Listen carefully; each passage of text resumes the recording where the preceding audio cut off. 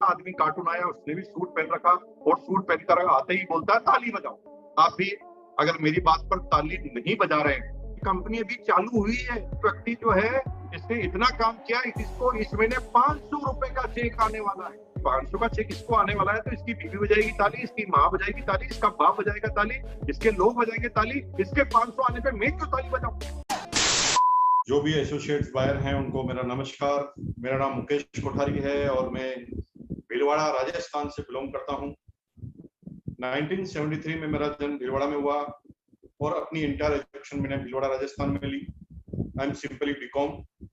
ज्यादा पढ़ा लिखा नहीं हूं मैं। आप में से कई लोग अगर मेरे से ज्यादा पढ़े लिखे हैं तो मैं आपकी बुद्धिमत्ता को, आपके एजुकेशन को प्रणाम करता हूं और ये प्रण करता हूं कि जिंदगी भर मैं आपसे सीखूंगा और सीखता रहूंगा। अपनी जीवन का इकोनॉमिकल करियर मैंने चालू किया था बीकॉम करने के बाद, और बीकॉम करने के बाद इकोनॉमिकल करियर 750 रुपए की नौकरी से मेरा चालू हुआ था। एज ए मार्केटिंग असिस्टेंट के रूप में एक कपड़े बनाने वाली कंपनी के अंदर मैंने अपना 750 रुपए का जॉब चालू किया।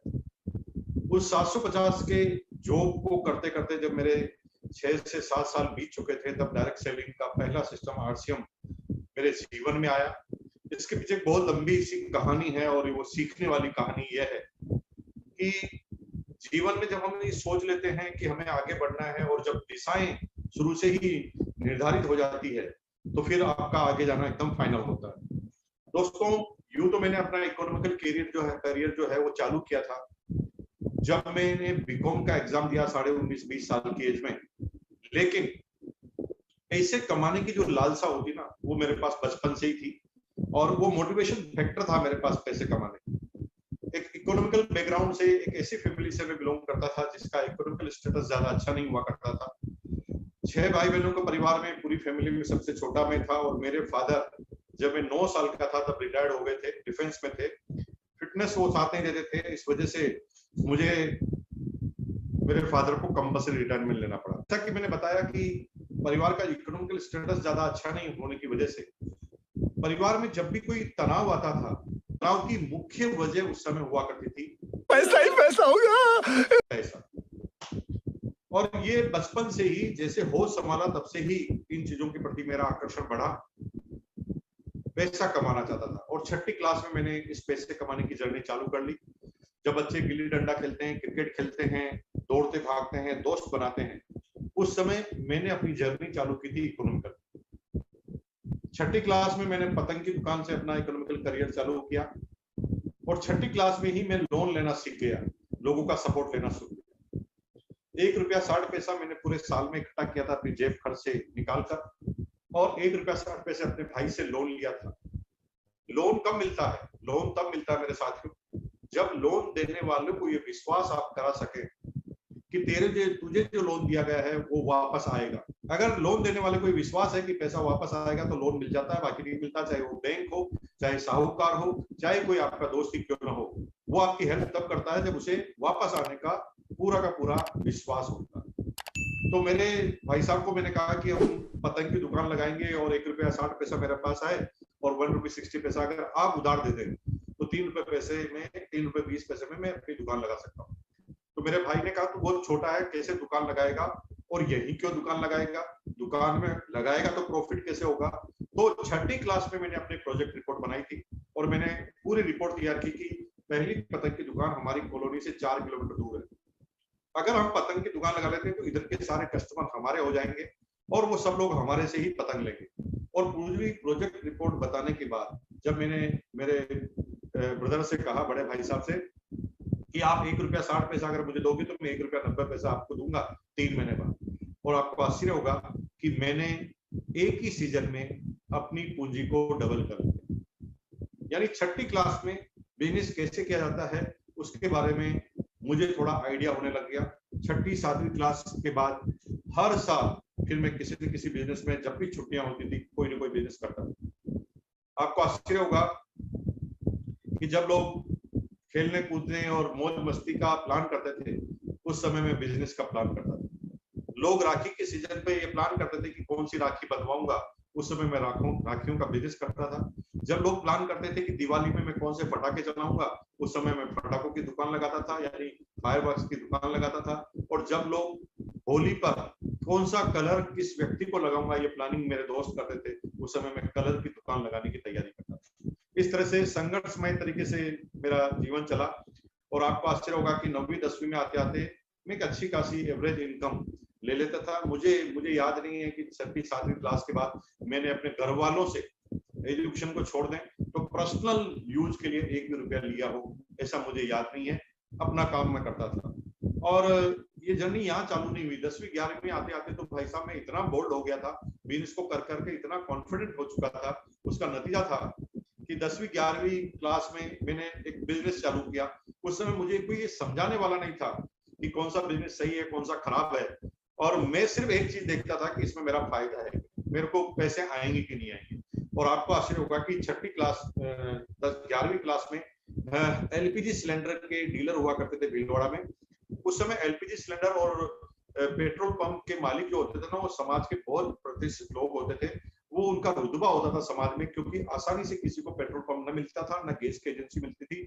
और हमारे जो डीलर थे इंडियन गैस के डीलर के पास में गया। उनकी बिना अनुमति के मैं उनके केबिन में घुस गया और केबिन में जाकर मैंने खड़े खड़े उनसे बात की। सर, मेरा नाम मुकेश कोठारी है और मुझे ये पता है कि आपके लोग है ना गैस का सिलेंडर ब्लैक करते हैं। उस समय एलपीजी सिलेंडर की बहुत कमी होती थी हिंदुस्तान में, और 150 रुपया, 100 रुपया, 200 रुपया ब्लैक चला करता था। और इतना अगर आपके घर में शादी है या एक्स्ट्रा सिलेंडर की जरूरत है तो आपको ब्लैक में उन सिलेंडर को खरीदना पड़ता था। तो उस समय मार्केट में 150 रुपया ब्लैक चला करता था। और उस समय में उन एलपीजी सिलेंडर के डीलर के पास जाकर प्लान बता के आया कि मुझे पता चला कि आपके लोग है ना सिलेंडर को ब्लैक करते हैं चुपके से। तो वो खड़ा हो गया और उन्होंने कहा कि आप मुझे इंफॉर्मेशन दे रहे हैं कि इंक्वायरी कर रहे हैं। मैंने उनको कहा कि ना मैं इंफॉर्मेशन दे रहा हूं आपको, ना इंक्वायरी कर रहा हूं। आप समाज के सम्मानजनक व्यक्ति हैं, और जब आप ब्लैक में आपका नाम आता है ना तो आपका नाम खराब होता है। इसलिए मैं चाहता हूं आज के बाद आप एक भी सिलेंडर ब्लैक नहीं करें। अगर आपको सिलेंडर ब्लैक करना है तो मेरे थ्रू करें। क्योंकि ये प्लान उनको इतना जबरदस्त समझ में आया कि ब्लैक में सिलेंडर पूरे भीलवाड़ा में मेरे थ्रू होने लग गए। जब मैं 11वीं क्लास में था, 11वीं क्लास में था तब मैं एवरेज 1,500-2 हजार रुपया महीने का कमा लेता था मेरे भाइयों। और उस समय मेरे टीचर की सैलरी भी लगभग इतनी हुआ करती थी। टीचर उस समय 998 रुपए बेसिक सैलरी थी, और जब मैंने 11वीं 12वीं में करता था तो उनसे ज्यादा इनकम मेरी हुआ करती थी। ये सब कुछ मेरे साथ था। और बीकॉम होने के बाद एक प्राइवेट नौकरी से अपना करियर चालू किया बिना रिजल्ट का इंतजार। और पहले मैंने जमकर काम किया, और पहले मैंने जमकर काम करने के बाद मुझे पहले महीने की सैलरी दी गई 750 रुपए, 750 रुपीज। 750 को लेकर मैं पूरे दिन भर डिस्टर्ब रहा। घर पर गया, खाना नहीं खाया, रात भर रोया। सुबह जब मैंने गेट नहीं खोला तो मेरे मदर फादर मेरे रूम में आए, दरवाजा खटखटाया, और जब उन्होंने मुझे देखा तो मेरी आंखें सूजी हुई थी, लाल थी। मैंने रात भर नींद नहीं निकाली थी और मैं रो रहा था। तो मेरी मदर ने मेरे से धीरे से पूछा, क्या प्रॉब्लम? अभी तो हम जिंदा हैं। सभी के माँ बाप ऐसे हो। बच्चों को जब परेशानी आती है तो माँ बाप पे क्या बीतती है आप सोच नहीं सकते। तो मेरी माँ ने कहा, अभी तो हम जिंदा है ना, क्यों रो रहा है? तो मेरी माँ को मैंने रोते रोते कहा कि वो जो मेरा बॉस है ना, मुझे 750 रुपए का समझता है। तो मेरे माँ ने मेरे सिर पर हाथ रख के बोला, नहीं रे भाई, तू तो करोड़ों का है। सभी की माँ ऐसी होती, तू तो करोड़ों का है, 750 रुपए का नहीं। फादर ने मुझे थोड़ा तेज आवाज में डांट कर बोला, सभी के फादर ऐसे ही होते। फादर की कोमलता कभी सामने से नजर नहीं आती। फादर की कोमलता अंदर से होती है, बाहर से वो थोड़ा कठोर दिखते हैं। और जब आप बड़े होते हैं, जब आपके बच्चे होते हैं ना, उस समय आपकी माँ से ज्यादा आपके पिताजी को याद करते हैं, उनकी डिसिप्लिन को आप याद करते हैं। अभी भी आप अपने बच्चों को ये उदाहरण देते हैं कि हमारे पिताजी तो इस तरह से डिसिप्लिन में रखते थे, तुम डिसिप्लिन में नहीं रहते। हमारे पिताजी तो कहते थे कि इतनी बजे आपको घर में आना पड़ेगा, नहीं तो घर बंद हो जाएगा और तुम किसी भी समय आ रहे हो, किसी भी समय जा रहे हो। ऐसा हम लगातार करते हैं। तो मेरे फादर ने मुझे कहा कि अरे तेरी क्या पहली इनकम है जो रो रहा है? This is your first income. अभी तुम्हारा करियर चालू हुआ है। फर्क इस बात से नहीं पड़ता कि तुम्हारी इनकम अभी कहाँ है, कितनी है। फर्क इस बात से पड़ता है कि तुम्हें जाना कहाँ। तो मेरे भाइयों, ये लाइन में स्पेशली कोट करना चाहूंगा कि अभी आपकी क्या सिचुएशन है, इससे कोई फर्क नहीं पड़ता। फर्क इस बात से पड़ता है कि आपका लक्ष्य है कि नहीं है, जाना कहाँ है, उसका लक्ष्य अगर आपका जिंदा है ना तो आप पहुंच जाएंगे। कंसिस्टेंसी के साथ आप काम करेंगे तो वहां तक पहुंच जाएंगे। खैर 7-8 साल तक मैंने प्राइवेट जॉब किया और 7-8 साल तक प्राइवेट जॉब करने के बाद मेरी कंपनी में मेरे ही बॉस थे मिस्टर प्रहलाद राय, मैं सैल्यूट करता हूं, उनकी वजह से मैं इस बिजनेस में आया। तो अपलाइन भी हैं और मेरे बॉस उस समय हुआ करते थे हिंदुस्तान के लगभग 90% टीम के आज मिस्टर प्रहलाद जी अपलाइन है।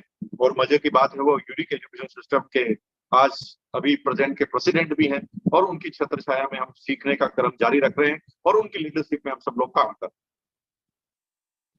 मेरी कंपनी में प्लान बताया डायरेक्ट सेलिंग का और मुझे इनवाइट किया। अब ये कहानी मैं इसलिए आपको सुना रहा हूं, ये सारी स्टोरी मैं आपके सामने इसलिए रख रहा हूं कि यहाँ पर एक एक बिंदु ऐसा है जिससे आपको सीखने को मिले। अगर मेरा निर्माण हुआ है तो मेरी अपलाइनों की वजह से हुआ और मेरी अपलाइन ने हर बात हर जगह मुझे एक एक पॉइंट पर सिखाया कि इस जगह तुम्हें करना क्या है। तो मेरी अपलाइन ने मुझे पहली मीटिंग के लिए इन्वाइट किया और मुझे कहा रात को 8 बजे, मुकेश तुम्हारी हेल्प चाहिए। मैंने कहा क्या हेल्प चाहिए? कि भाई जो सैलरी है ना वो परवड़ती नहीं। बहुत खुशी हुई।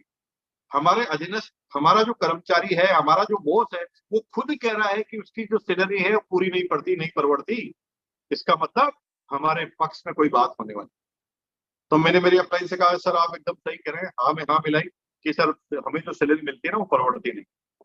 तो मेरे बॉस ने कहा कि भाई मैं नौकरी के साथ साइड में बिजनेस करना चाहता हूँ।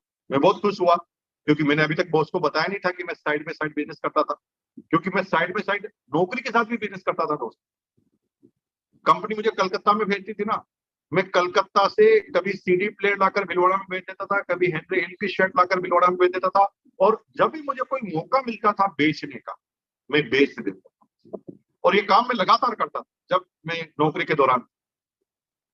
तो मेरे बॉस ने कहा कि यार तू जैसे बिजनेस करता ना, तू जैसे बिजनेस करता। मैं एकदम चौंक गया, सर आप ये क्या बोल रहे हैं?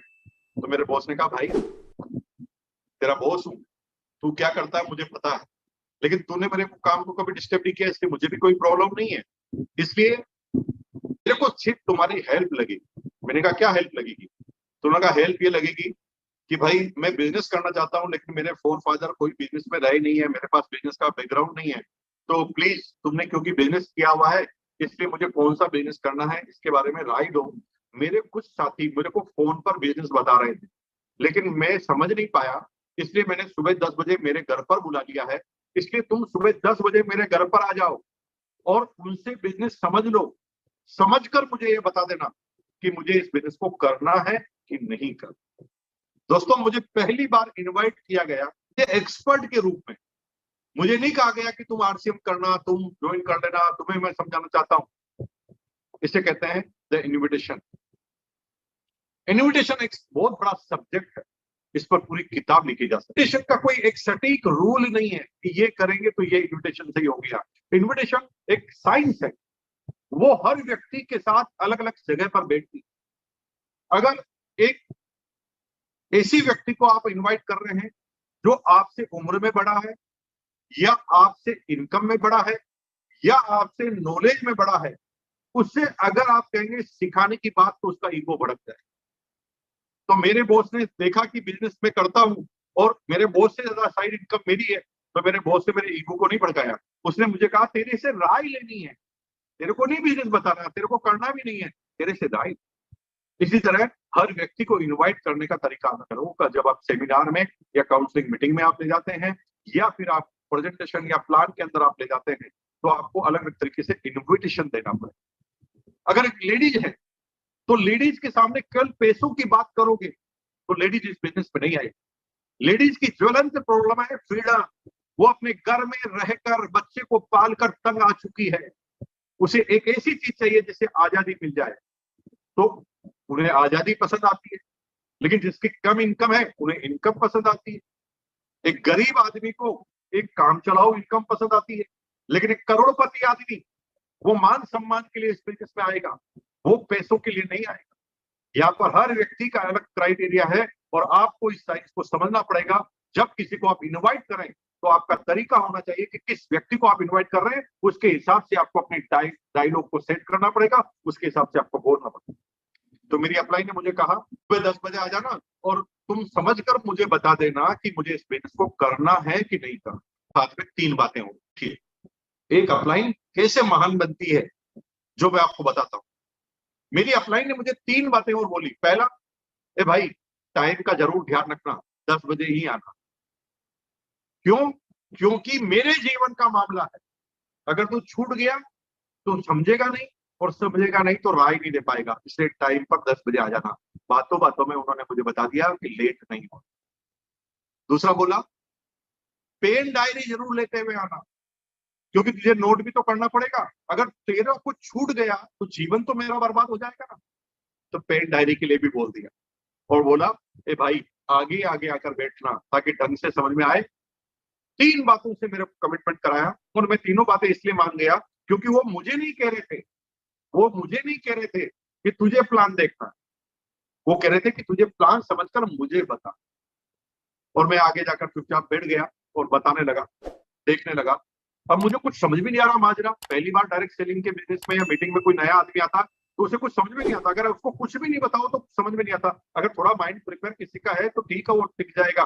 लेकिन नया आदमी उछलता है स्प्रिंग की तरह, बार बार वो सोचता है अरे कर क्या रहे हैं, क्या करना चाहते हैं, मुझे बताना क्या चाहते हैं। अब हुआ ये कि एक आदमी राजस्थान में, अगस्त का महीना, टेम्परेचर प्रदेश के आदमी है जिनको गर्मी में सर्दी लगती है, और इन्होंने गर्मी में सूट क्यों पहन रखा है, ये बात समझ में नहीं आई मेरे को।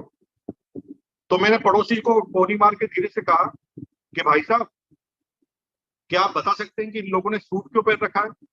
तो मेरा पड़ोसी भी शायद नया था, वो मुझे कहता है यार मैं भी 15 मिनट से यही सोच रहा हूँ। तो हम दोनों मुस्कुरा गए। और जब हमारे जैसा आदमी हमें मिलता है तो बहुत खुशी होती है। आप लंदन में जाते हो, जब इंडिया का आदमी लंदन में मिल जाता है ना आपको, तो आपको बड़ी खुशी होती है कि मेरे गांव का आदमी मुझे मिला है ना। उस समय इंडिया के किसी भी प्रदेश का आदमी है आपको प्यारा लगेगा क्योंकि आप लंदन में।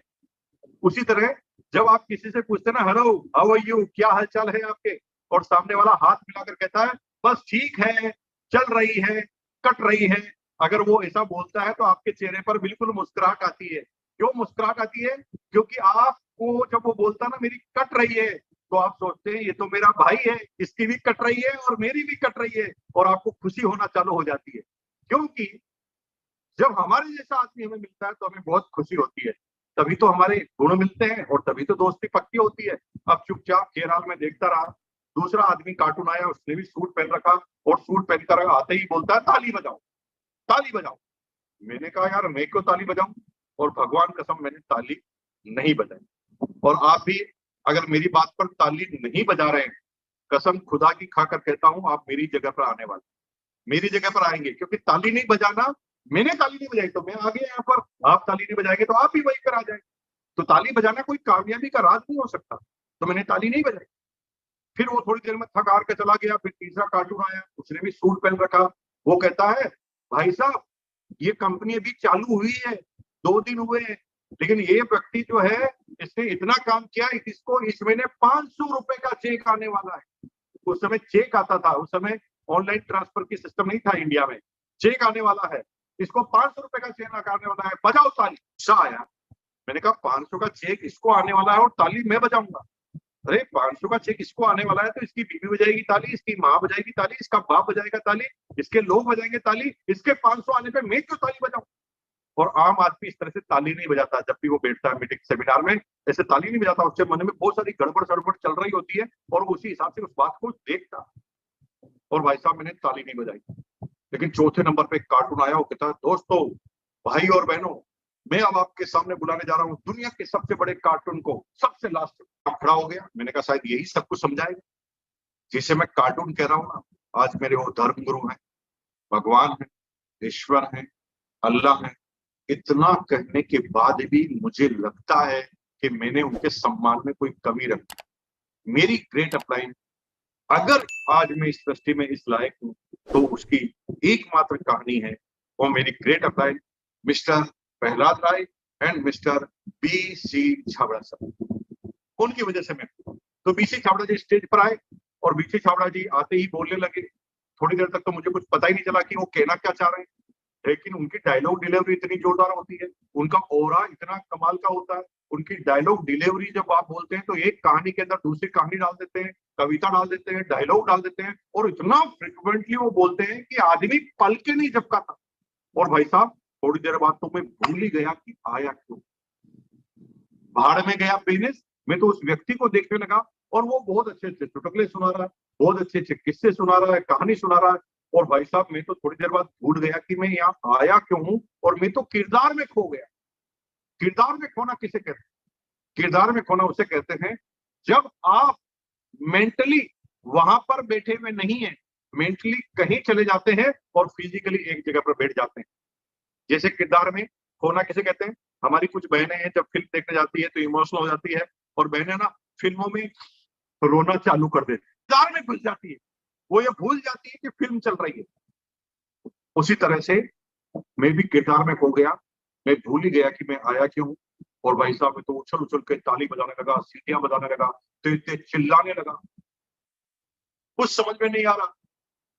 अब होता क्या था कि मैं जब तेज तेज चिल्लाता था, सीटी बजाता था, चालू ताली बजाता था, तो मेरा बॉस एक सेकंड बाद मुझे देखकर मुस्कुराता। अब मुझे ये समझ में नहीं आ रहा कि मेरे एक सेकंड बाद इसको क्यों बात समझ में आ रही, मेरे साथ साथ क्यों समझ में नहीं आ रही। फिर बाद में पता चला कि ये इसलिए मुस्कुरा रहा है क्योंकि मेरा कंफर्म हो गया कि मुझे भी समझ में आ गया।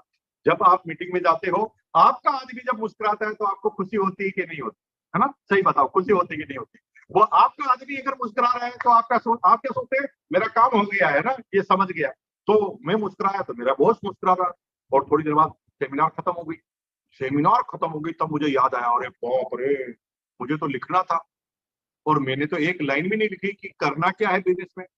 अब मेरा बॉस मेरे पास आएगा और मेरे से पूछेगा करना है कि नहीं करना, बता। तो मैं क्या बताऊंगा? मेरे को तो खुद को पता नहीं कि क्या करना है क्या नहीं करना। तो मैंने कहा यार भाई साहब पिन छुड़ाना पड़ेगा। मैंने अपनी डायरी पकड़ी और चुपके से अपने स्कूटर की तरफ भागा। मैंने कहा चुपचाप बैठ जाऊंगा, कल का जो होगा कल देखेंगे, कल ऑफिस में मिलेंगे तब देखेंगे। लेकिन आपको जो लेके आया ना, उसकी आंखें, यानी ये दोनों कैमरे केवल आप ही के ऊपर होते हैं। आप भी जब किसी नए आदमी को लेकर आते हैं ना, तो आप बार बार बारीक निगाह से देखते हैं, चुपके चुपके से देखते हैं कि इसके अंदर क्या चल रहा है, इसके अंदर क्या परिवर्तन आ रहा है। तो मैं स्कूटर की तरफ भागा तो मेरा बॉस मेरे पीछे पीछे आ गया। अब मैं एकदम डर गया, मुझे लगा कि अब ये पूछेगा क्या करना है कि नहीं करना, लेकिन उसने ऐसा पूछा ही नहीं। उसने तो क्या पूछा है, कैसा लगा? ऐसे ही पूछेंगे और आप भी ऐसे ही पूछते हैं जो नए आदमी हैं, कैसा लगा? शांत होकर मैंने कहा सर बहुत अच्छा लगा, बढ़िया बढ़िया काम था। तो उसने रिकन्फर्म किया, वास्तव में अच्छा लगा? मैंने कहा यस सर बहुत अच्छा लगा है मुझे कि सर आपकी केबिन में जाने से पहले बॉस से मिलना, बॉस को आपको याद किया बॉस ने। मैं बॉस के केबिन में गया, बॉस ने मुझे पानी पिलाया, मुझे सिट डाउन कहा। ऐसा बॉस ने मेरे 8 साल के करियर में पहली बार बोला, सिट डाउन और पानी पिलाया। ऐसा तो मेरे साथ कभी हुआ ही नहीं था। मुझे बड़ा आश्चर्य लग रहा था कि मेरा बॉस मेरे साथ ऐसा क्या कर रहा है। मैं चुपचाप जाकर बैठ गया। मेरे बॉस ने फिर धीरे से बोला कल मजा आया ना? मैंने कहा सर बहुत मजा आया। एक बार रिकन्फर्म किया, वास्तव में मजा आया ना? मैंने कहा हाँ सर, झूठ थोड़ी बोल रहा हूँ, वास्तव में मजा आया। तो उसने क्या किया, अपनी सीट के नीचे से एक बैग निकाला और मेरे सामने रख दिया। उस समय इस बिजनेस को ज्वाइन करने के लिए एक किट को परचेज करना पड़ता। किट सेलिंग के रूल्स के मुताबिक डायरेक्ट सेलिंग की किसी भी कंपनी को ज्वाइन करने के लिए आपको एक फूटी कौड़ी खर्च नहीं करनी पड़ती। लेकिन जब मैंने इस बिजनेस को चालू किया उस समय एक 1260 रुपए की किट आती थी, उसमें 3 जोड़ी कपड़े आते थे, 3 पैंट पीस, 3 शर्ट पीस। उस समय इस बिजनेस में उस किट को खरीदना कंपलसरी हुआ करता था, और उन्होंने मेरे सामने किट रख दी। मैंने सोचा अगस्त का महीना है, अक्टूबर में दिवाली आने वाली है, शायद बॉस दिवाली का गिफ्ट एडवांस में दे रहे होंगे। तो मैंने थोड़ी सी जिप को खोला और देखा अंदर कपड़े थे। मैंने कहा जरूर ये गिफ्ट होंगे। तो मैंने बॉस को कहा बॉस थैंक यू, धन्यवाद। तो बॉस ने कहा धन्यवाद नहीं बेटा, 1260 रुपए चाहिए। मेरा दिमाग खराब हो गया। मैंने कहा 1260? मैंने सर 1260 रुपए क्यों? वो कहा कल मजा आया था ना, कल मजा अगर आया है तो ये 1260 रुपए में तुम्हें परचेज करना पड़ेगा। यही तो बिजनेस बता रहा था मैं।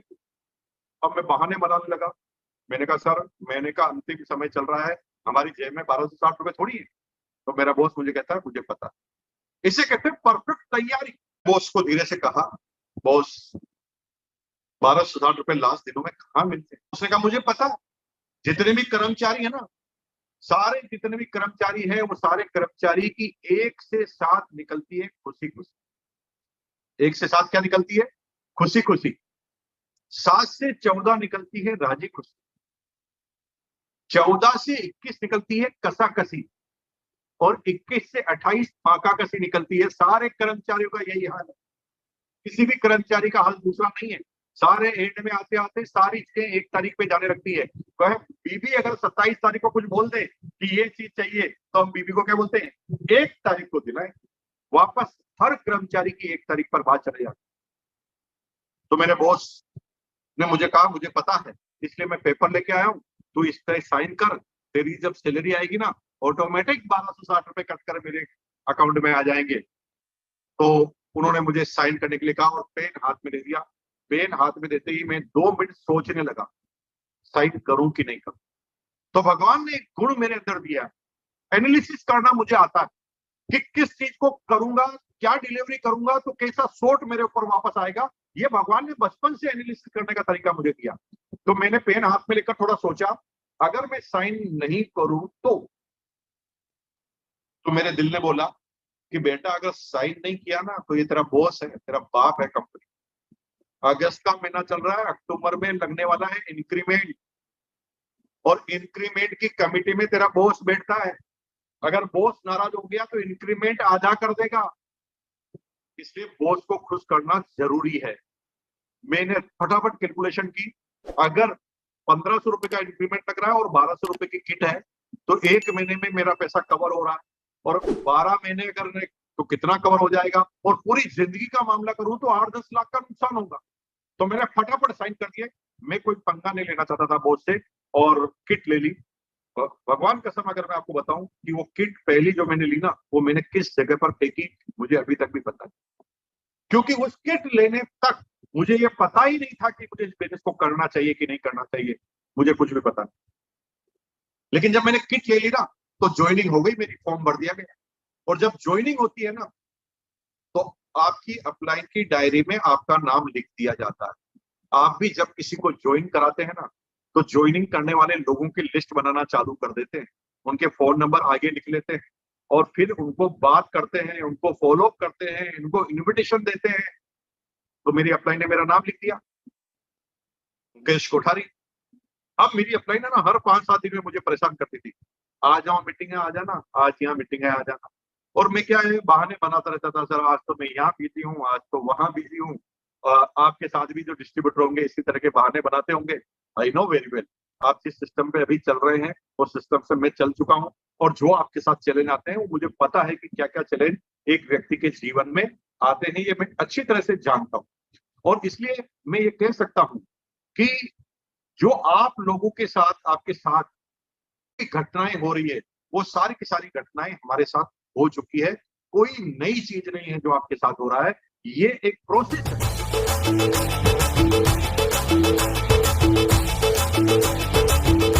वीडियो पसंद आई है तो लाइक करें, और चैनल पर न्यू आए हैं तो सब्सक्राइब करें और press the bell icon more a new video. तो दोस्तों जल्द मिलेंगे नेक्स्ट वीडियो के साथ।